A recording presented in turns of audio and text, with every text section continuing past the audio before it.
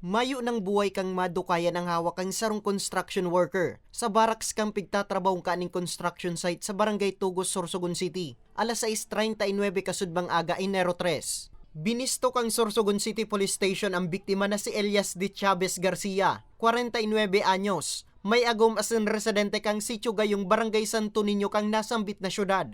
Sa impormasyon, nariparo kang katrabaho kang biktima na daina ini naghihiro asin nagahangos, natulos man na ipinabot sa kaaraman kang otoridad.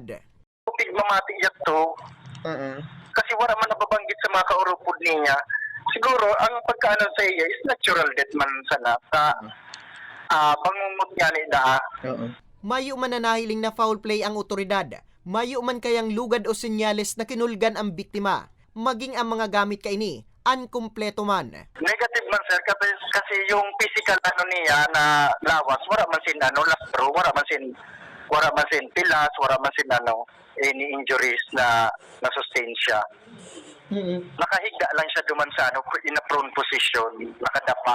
Antes may uli ang bangkay kang biktima sa sendang residensya. Ipinasairaro man ini kang otoridad sa autopsiya. Para sa mga baretang tatak Bicol, Nomer Corporal